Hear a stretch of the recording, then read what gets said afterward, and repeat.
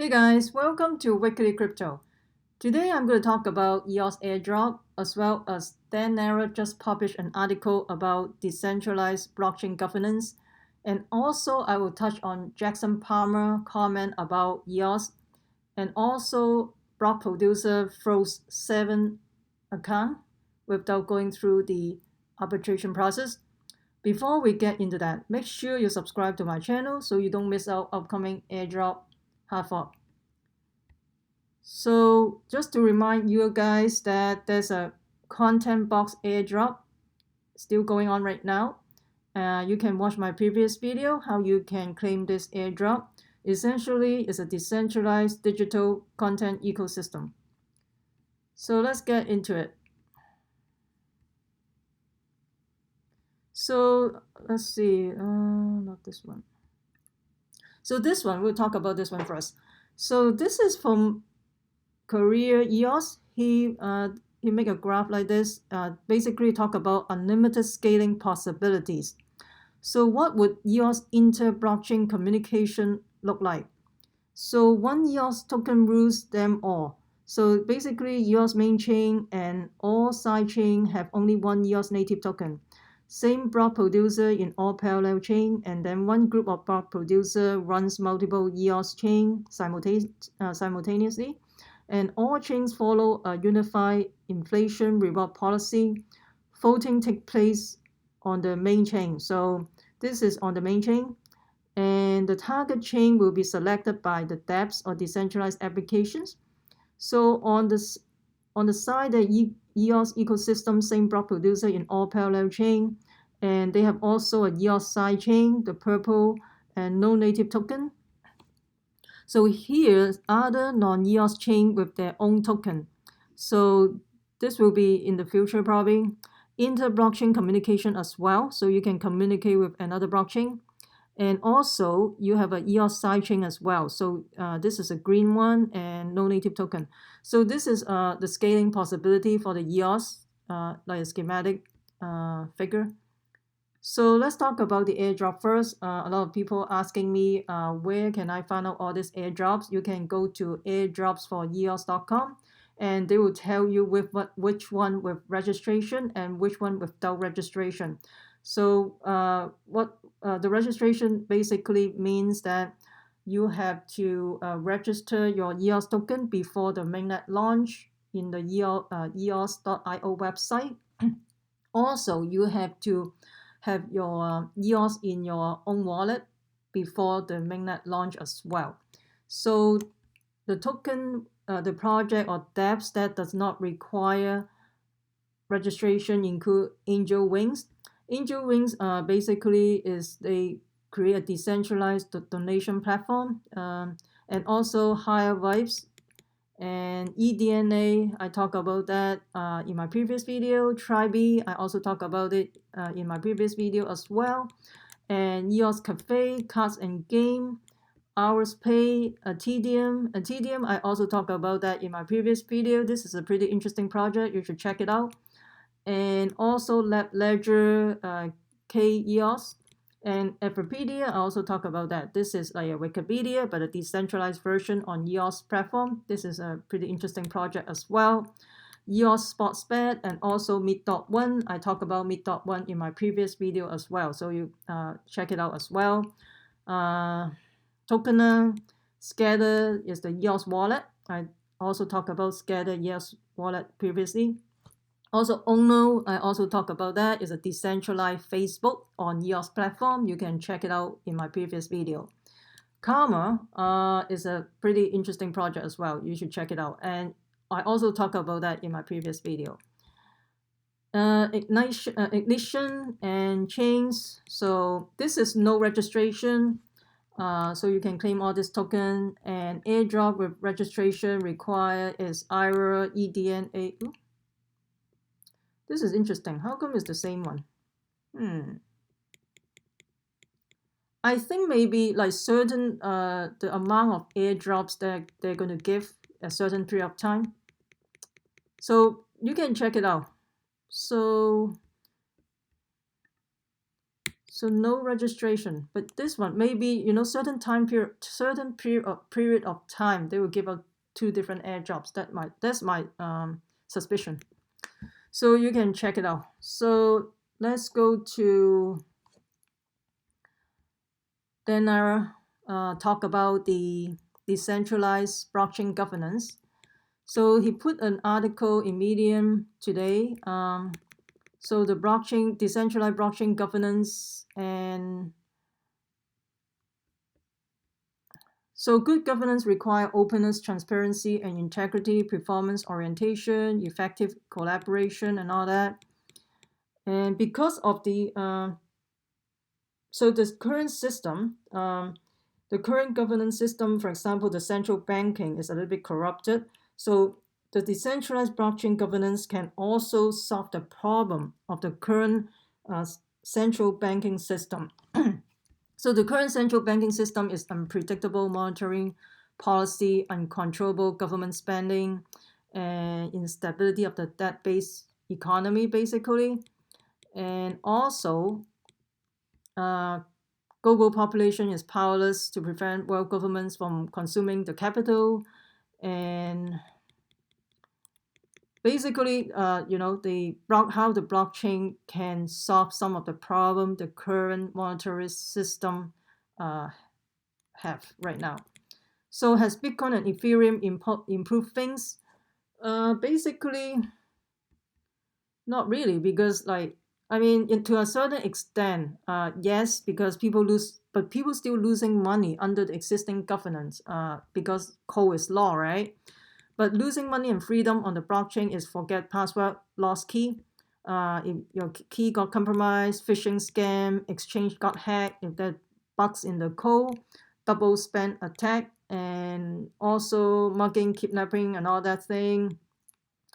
Capital gain taxes, social engineering, and sent to the wrong address. For losing bank money and freedom in the banks is basically court order, seize the bank account, and also identity theft, bank defaults, and the deposit insurance do not cover that. They only cover to a certain limit, the FDIC. Over that, they don't cover. So capital control, also KYC compliances as well. KYC. Just like the KYC process, you go through the ICO, and also you have to be a credit investor before you can participate in certain ICO. And also bank failure, hacks, corruption, blah, blah, and all that. So basically, he's talked about the code is law myth. And there's a widespread belief that there's no governance of Bitcoin or Ethereum, that these protocols are decentralized.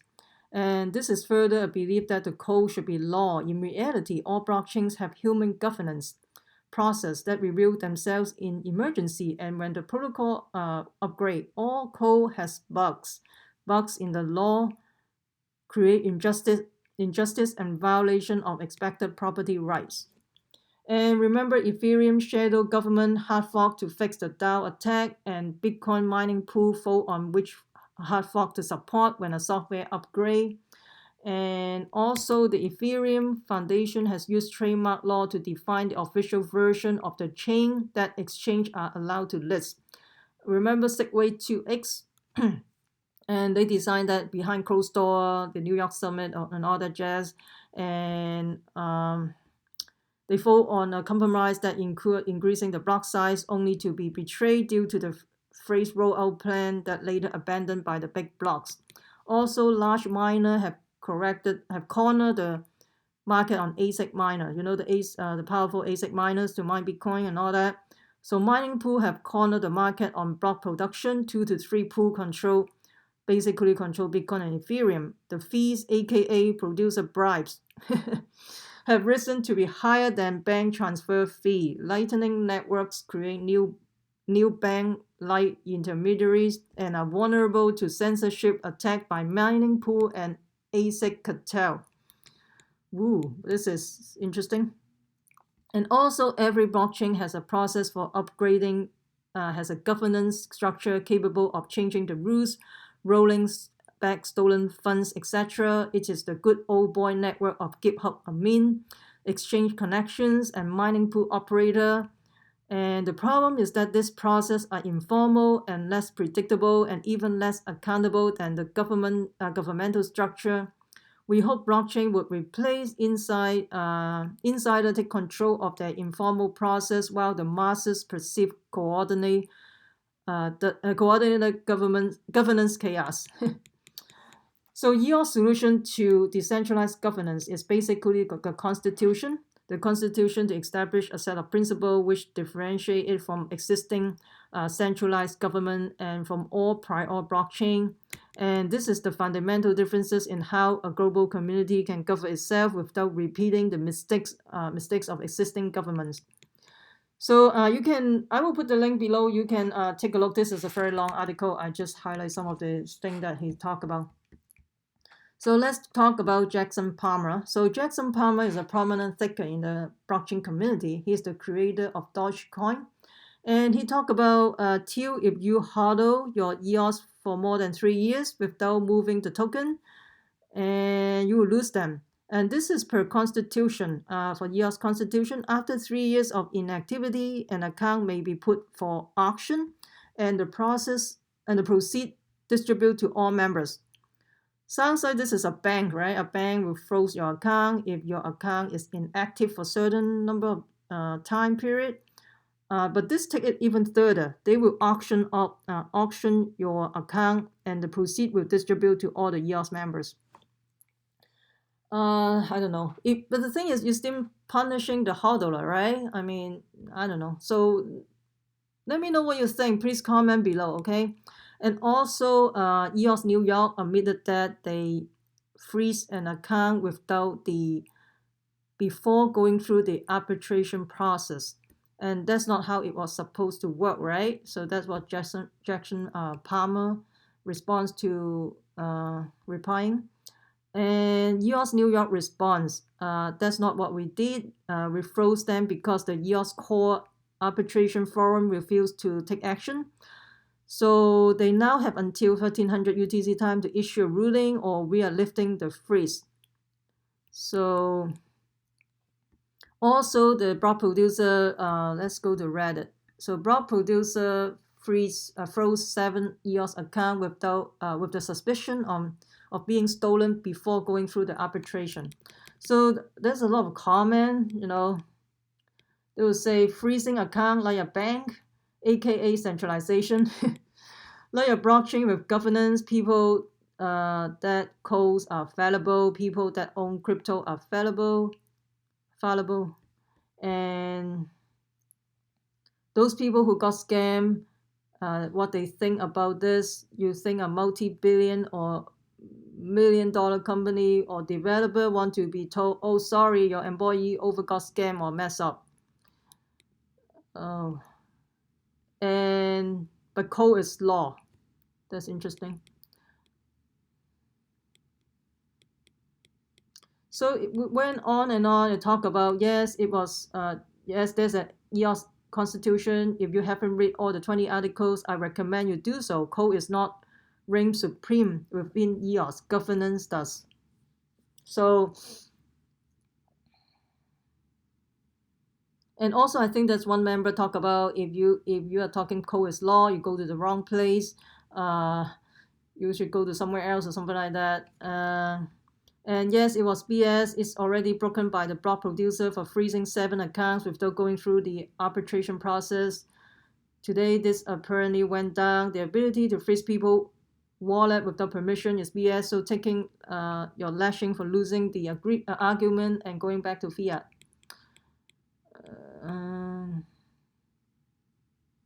So the ECAF infrastructure, the arbitration process is not completely set up. So it was an emergency procedure by good people doing the right thing. And is there any way to know that if this was good people doing the right thing, it could very well itself a scam? And so I'm comfortable where I am. I'm very well aware of what EOS is. If you want to be governed by code, I think you may be in the wrong place. That's the interesting thing, because there's a constitution and governance.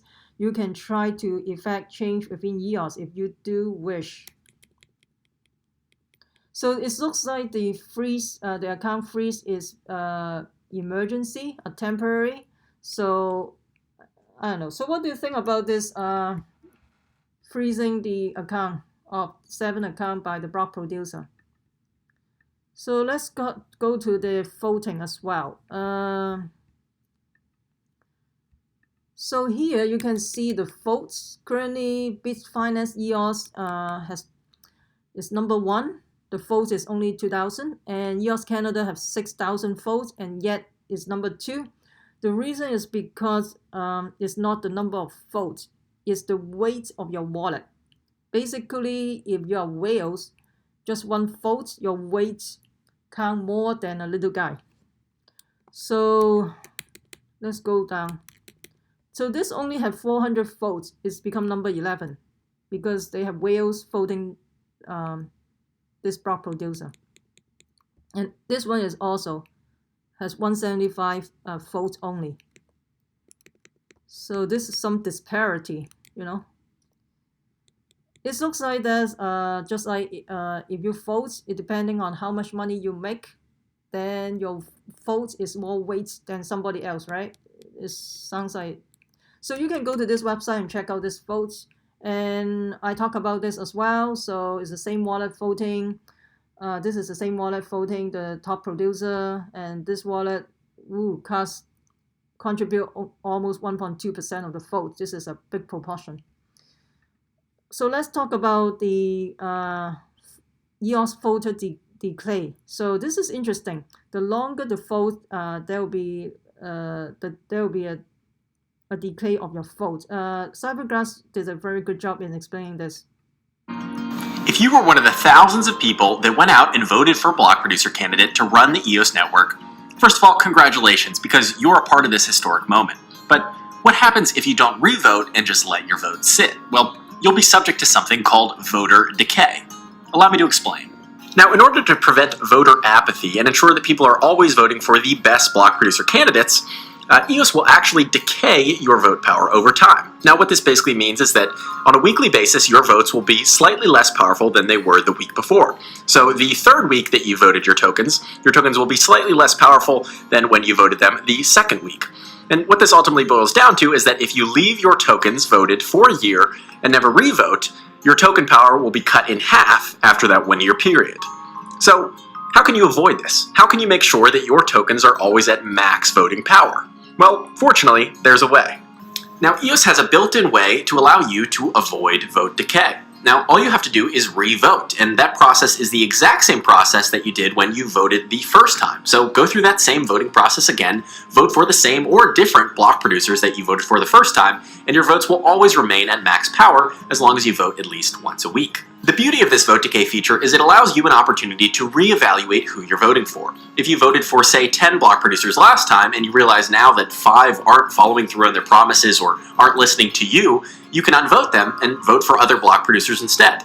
It's an amazing process that should allow us to keep the EOS governance system dynamic and make sure that only the best block producers are voted in to run the EOS network. So he did a really good job explaining the vote decay. So you have to vote pretty frequently, basically.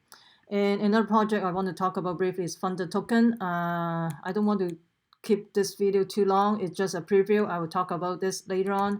It essentially is a secure high-performance blockchain developed by leading expert, and the team is pretty hardcore actually.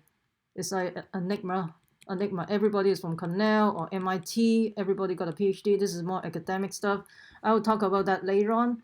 So let me know what you think about this airdrop,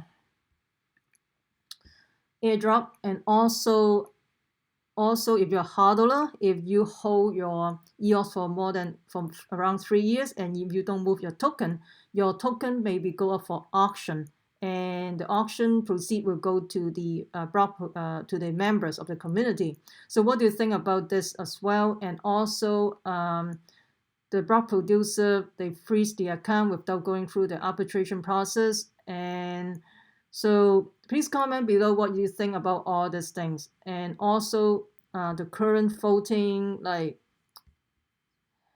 it seems like a few wallets just voting the same block producer over and over again. So what do you think about this as well? And I would love to hear from you about all this. It seems like every day we have finding out new stuff almost every day for EOS project. It seems like a very hype project, and as well as a little bit, I don't know, there's a lot of news. Every day is different for EOS. All right, if you like my video, please hit the like button and subscribe to my channels. Also, please share with your friends. That will help out my channel as well. Make sure you subscribe so you don't miss out any upcoming airdrop and half off. Remember, we the people take control of our money. Stay wise, stay safe, peace. I'm not a financial advisor. Investing in ICO has inherent risks. Please use your due diligence.